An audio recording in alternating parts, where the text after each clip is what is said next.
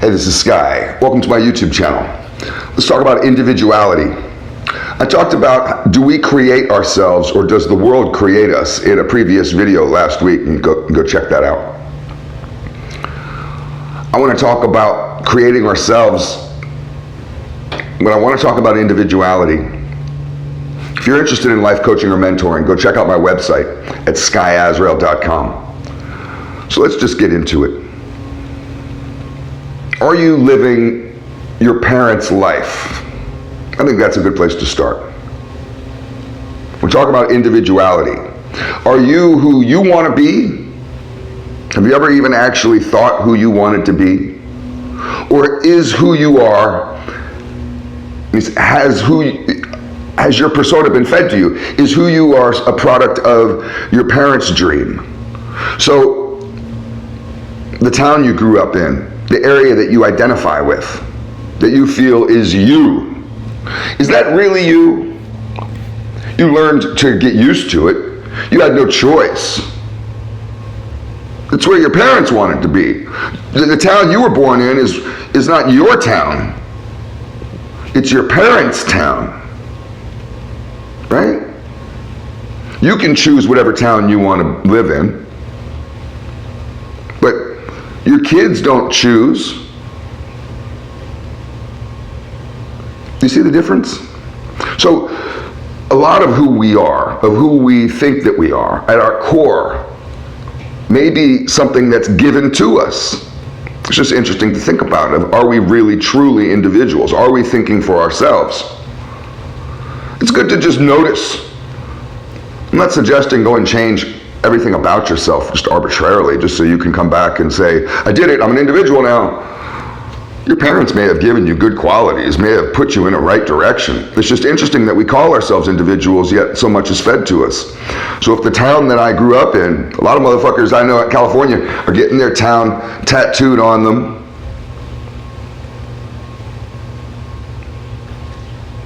That's your parents' town. What about your political beliefs? You may have always been this way, and you kind of say to people, well, this is the way I've always been, as if it's something that you own, as if it's something that you chose. I noticed this in high school, because I was very politically minded. I was really interested in world issues and politics when I was in high school. I lived in Washington, D.C., and that's just kind of part of the environment there.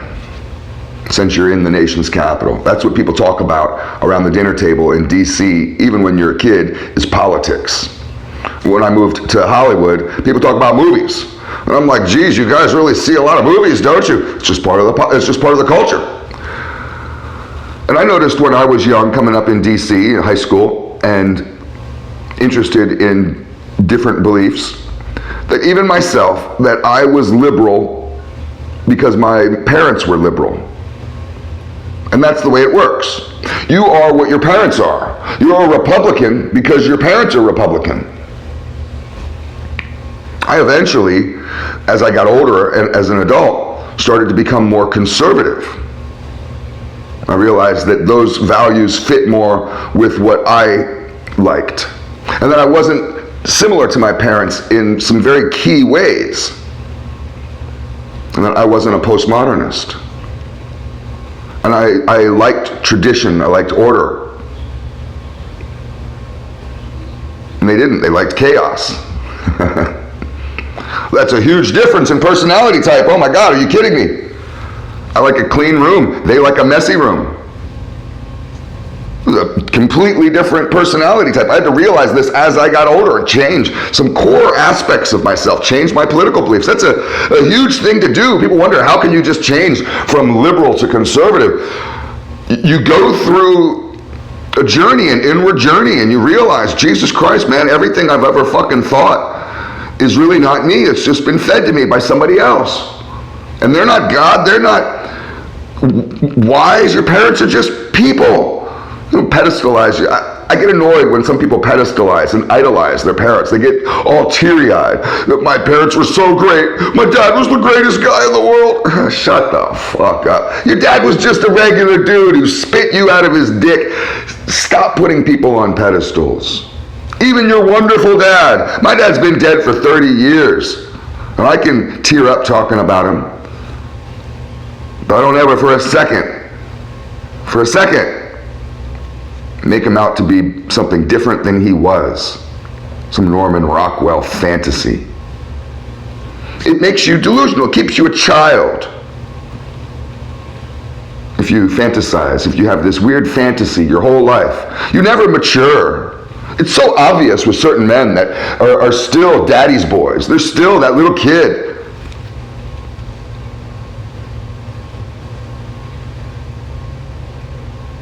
You may think you're an individual, but everything about you has been fed to you. Your religious beliefs. We talk about politics, the town you live in, your geographical area that you identify with can give you your whole identity. I live in the South. People have this identity of the South. What's that about? Something that their parents fed to them? Is that really individuality? When I go to the store and I see a whole line of guys wearing the same fucking flannel t-shirt, flannel shirt, the same fucking trucker cap, the same boots, the same jeans, they have the same little goatee, the same body style, the same crappy ass fucking trailer park tattoos, and each one of them will fight to the death saying that they're individuals. They'll punch you in the face if you try to say that you're just a little worker bee, a little clone. You're nothing. You're not an individual at all in any way. There's nothing unique about you. Everything you believe in was fed to you. You go to the fucking church down the road because your parents went there. Do you really believe? I'm not saying change who you are. I'm just saying this is stuff that's fed to you, that it may not be true to you. When we choose something that's true to you, you really want it, you desire it, you chose it, that's you, that's your choice. When I give you something, that's my choice. And I can manipulate you to be just who I want you to be. Not that parents manipulate their kids, but there is a narcissism amongst many parents where they aren't truly interested in creating a creature to go and flourish and be yourself, fly, be free, show me what you can do. Some are like that. Some parents want to see their kid just be who you're going to be. Some want them to be little versions of themselves. You're going to be a little mini-me. That's this narcissistic, I want to live forever, I want to create this little version of me. I'm going to dress you just like me. You ever see that where they father and son or mother and daughter, or they all dress alike? This is weird shit.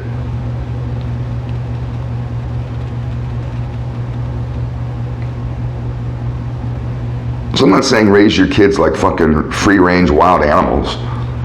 You tell your kid who they are. You give them their values. You give them their interests. Do you want to take soccer lessons, football lessons, or baseball lessons? Take your pick. It's only a pick of 3. You can take your pick. You chose baseball and you think you're an individual. It's a choice of 3 that I gave you. It's different if you say choose an activity. Something that has these aspects to it: structure, teamwork, physical fitness. It could be, that opens it up to the whole world. No, you give them a couple. We all do this. And then you grow up this way, and you like baseball, and you feel like you chose baseball, and baseball is your sport, and you're an individual, and it was really just a choice of 2 things that was fed to you. Those 2 things were cherry-picked and fed to you. You may do this with the type of women that you like. You may have a type of woman that the image was fed to you. Is it really what you like?